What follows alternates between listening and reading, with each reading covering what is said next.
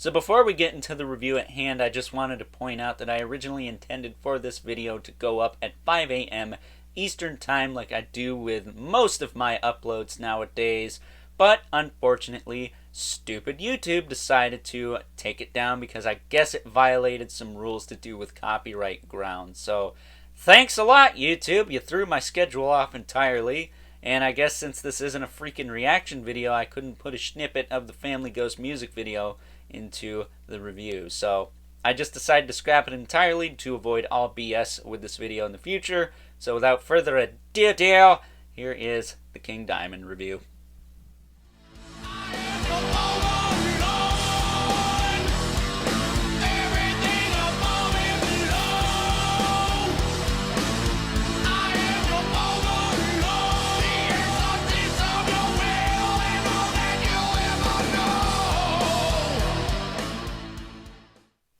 Hey guys, it's Lord here, back again with another review, and today we'll be taking a look at the Super7, get ready for it,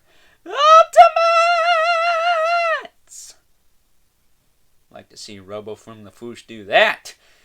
Today we're taking a look at the Super7 Ultimate King Diamond. That's right. Long live the king, hail to the king. The king has finally arrived. Earlier than I anticipated, actually, because it took forever to get the iconic pose Conan, because I pre-ordered both him and this guy off of Big Bad Toy Store, while my good buddy T-Biz, shout out to T-Biz, got his direct from Super7. He got it a few weeks ago now. And I will leave a link in the description below to his review of this figure, because A, I think more people need to know who this guy is, and B, he needs more views on that video. We need to get him to 666, dang it. It's only right. With that being said, I was also featured on that video with my falsetto voice. So if you're into all that, which if you're watching this video, I assume you are, go check that out. There'll be more of that over there. That said, let's just get this out of the way. And this is one of the best figures of the year. Okay, video's over. No, I'm just kidding. But let's just move him out of the way quick, because we need to talk about the box. I didn't talk about the box for the Conan figures, I don't think. But this one we got to talk about. I don't even know what way it's facing. There it is this way. There it is that way. And there's the back. Alrighty. Let's get the boring part open. I make the brown parts. So, you can't just review this figure and just look at the figure. You need to appreciate this amazing artwork that would scare off any hardcore religious folk in the community. I mean, you got a big old symbol there. And some gargoyles on the side. Got some stuff on the top, and then you got some stuff on the back. I mean, just Satan, pentagrams, gargoyles, king diamonds. Oh my. That is just a mere slip cover. Setting that off to the side quick. Here's a box. It's King Diamond box. It says King Diamond right on the front. If you don't know who that is, shame. It's got some more stuff on the sides there. It's the top. And then on the back, there's some stuff on King Diamond. You could pause and read the bio if possible. At your own leisure. If not, go check out T-Biz's video. He reads it to you in less than 2 minutes, actually. More than I could say for some of the comic books he reads. I'm just teasing. His comics are very in-depth, so gotta cut him some slack there. You haters. Haters!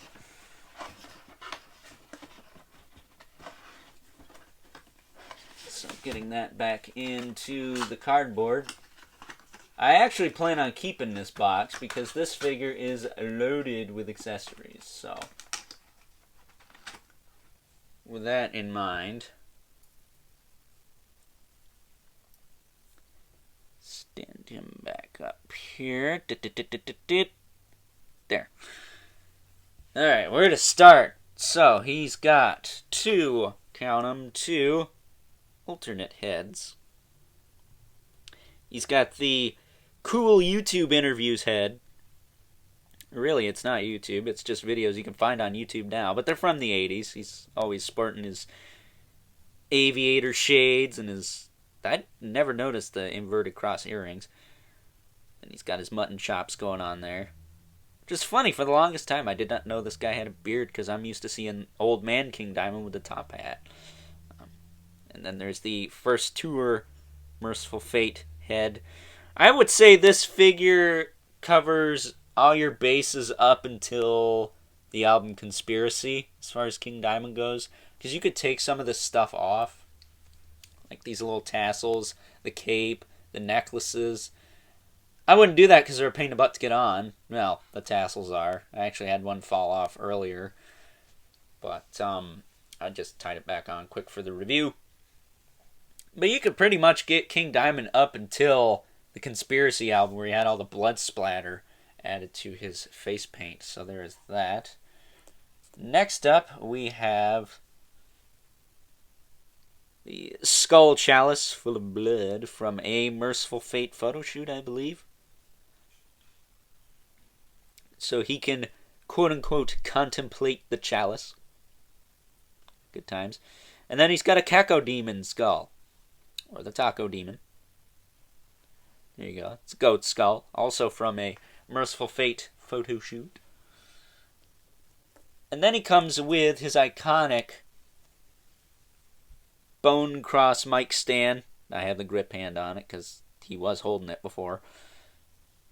And it has this bendy wire that sticks out of it. I thought this curled around it or something, but I just have it kind of resting on it a little bit. It's fine that way. But the hand's kind of tricky to get on that thing, so that's why I left it on there. But of course, he comes with a second grip hand for the other side. So that's cool. He comes packaged with those, by the way.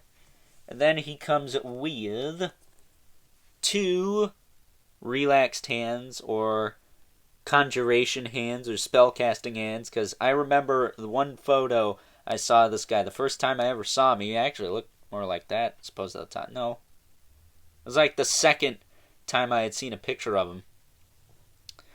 He was wearing a get-up similar to this figure, and he had his hand up like this, with his fingers spread out, and there was some fire coming out of the ground. It was freaking awesome. I forget if it was Merciful Fate or King Diamond, his solo career, but either way, it was on the telly. Good old music choice. And then he comes with the Devil Horns hands, which... when the heck are we going to get a Dio? Like, come on, somebody sign off on that already. I'm losing patience for that crap. Should at least have the mascot. Gee whiz. But now we have the king himself. And boy, let me tell you. They went to town on this figure. I don't care for these tassel thingies. I would have rather they were just hard plastic that hung off the arm, maybe. Because this one, again, came untied. It was kind of a pain in the butt to get back on there. But I got it on there. But you can't take them off if they do annoy you, so I guess there is that. You have options. But this figure is the shiznit. It's undeniably King Diamond. You know it's him from a mile away. He's got the little pentagram necklace and the little inverted cross necklace. This is literally the most satanic thing I've reviewed on the channel that's not like a demon or whatever. A demon. He's really nice. And the cloth cape is provided to us by Mr. C. Jessom. C-J-E-S-M. Find him on Instagram under that username, I believe. And you might know him from Four Horsemen Studios nowadays, because he is doing all their soft goods now. So that is pretty cool. This cape has a bendy wire in it. I don't think it's as nice as the Dr. Fate cape that I reviewed. That's the only other wired cape I have to compare it to. So, sorry, not sorry, but that's what I have. But it's pretty darn good. I mean, this is really nice. This is a really nice... for the price point, which this is before they raised the price from $45 to $55 for their Ultimates, this is a nice release. This is a really nice release. I think you're getting what you pay for here. He's got the bullet belt. I didn't know he had a bullet belt, actually. I thought he just had like a skull belt or something. That said, my only gripe with this figure, okay, only gripe, I think the knees could be a little bit simplified. Now, what do I mean by that? Well, they did what Mattel used to do with the old multiverse figures before they went to the double jointed knees. They have the lower leg peg into the knee joint, which comes down from the knee and into the lower leg. It rotates, but he has a boot swivel, so it doesn't need to rotate. So in this case, I wish this just was one piece as opposed to two pieces. Because this knee was stuck on mine, and granted, it moves now. I heated it up, and I don't really have any problems with it now. It is tighter than the other side, though, so I'm going to be careful with that. Don't want to snap that peg, but I don't really think that's an issue. I mean, look at it. It's not even flexing at all. If anything, it might just be a little loose on the peg itself, but, you know, it's an overcomplicated design. It doesn't really add anything to the articulation, so they could probably just cut that out. It was different on the Conan figure because he didn't have a boot swivel, but since this guy does, they could probably afford to cut that out. I don't think it looks any better than if it was just one piece going up into the upper leg. So that's my only gripe with this figure. I think the lower legs are a little too much going on here. Too many extra pieces, I'll say. Other than that, this thing is, again, the shiznit. So articulation on this guy, his head is on a double ball peg type joint, although you get a lot of tilt just out of the top ball joint. You can look side to side, you can look up and down, you can tilt his head. Watch out for the chains. His shoulders, I'll just use this side, go up pretty far. They go down pretty far. Or they go back down, I should say. They rotate around. He's got a bicep swivel. Single joint at the elbow. Careful about the tassels. You don't want him to get caught on the joint in the elbow there, which also kind of rotates a little bit. Not a ton, but you get a little bit of adjustment posing out of that. So that's nice. The wrists are on swivels with hinge joints. I wish the grip hands had the up and down hinge, but whatever. It's not that big a deal. He's got an ab crunch. Kind of surprised they didn't give him a diaphragm joint. Or like a rubber overlay with the vest. But this works fine. You get plenty of range out of it. It doesn't look too bad when you crunch it back. When you crunch it forward, well, you can't even notice it from the back because, he's got a cape. So, you know, it's not pretty from the back, but he's got a cape, so it's hidden. Unless you don't use the cape, then, whatever. And then his waist, it rotates this way, but it doesn't want to rotate. Ah, there we go. Must be some schmutz in the waist itself, causing that to get stuck that way, but it does move. His hips kick forward and back. They do kick in and out. He's got a thigh cut. He's got the swivel at the knee. But again, I wish, if they're going to put a swivel in the knee, make it like an Origins figure, where the joint and the lower leg are technically one piece, and it just pegs into the upper leg. That way we can avoid the yuck factor, maybe, just a little bit. This isn't terrible, but it's not great by any means, and it doesn't add anything other than, I don't want to break another pin. So, there you go. He's got a boot swivel as well.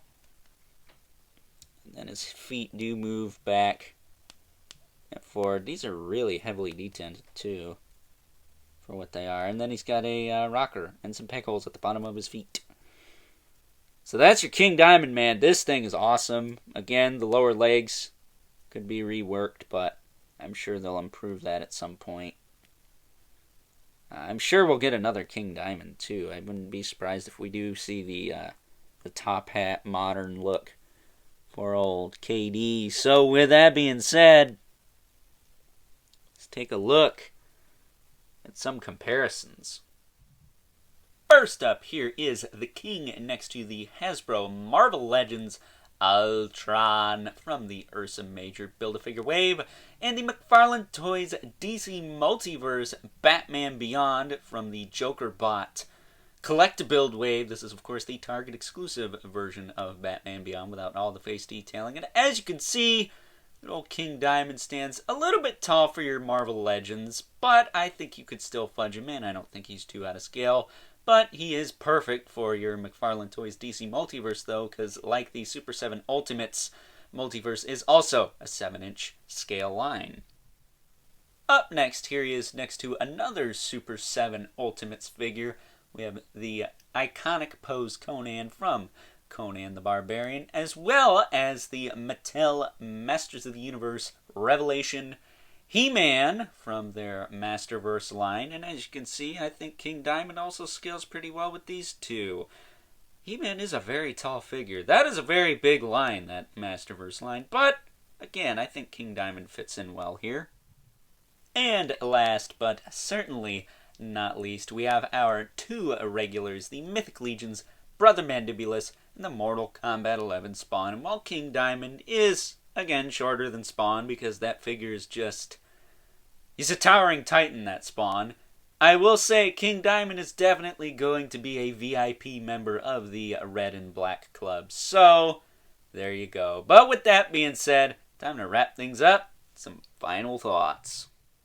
Overall, and while I'm not crazy about how the knees are constructed on this guy, I think Super 7 could simplify that design a bit in the near to distant future to better benefit their Ultimates line. With that said, though, they got a definite winner on their hands.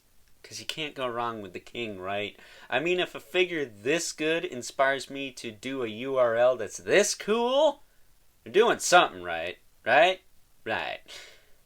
So with that being said, if you're at all a fan of the heavy metal genre or the king himself, whether it was back when he was in Merciful Fate or his solo career, or just when he's been featured in other bands' music, you definitely owe it to yourself to pick this guy up and check him out. He is an awesome figure and definitely a contender for one of the top 10 figures of the year. Maybe even top 5. We'll see what happens between now and then. So with that being said, I hope you guys enjoyed this review. Don't forget to like this video, hit that subscribe button and the notification bell so you know whenever I upload more reviews like this one. Gotta show that algorithm who's boss, right? And stay tuned. I got a special surprise for you guys coming up shortly after this video is posted, so keep your eyes peeled for that. And as always, don't forget to hit me up on Instagram at Overlord Productions, and don't forget to leave a comment in the comment section below. Let me know what you think of this figure, whether you want it, love it, or hate it. I know King Diamond's not for everybody, but as always, keep the comments civil because the world sucks enough as it is. And until next time, I'll catch you guys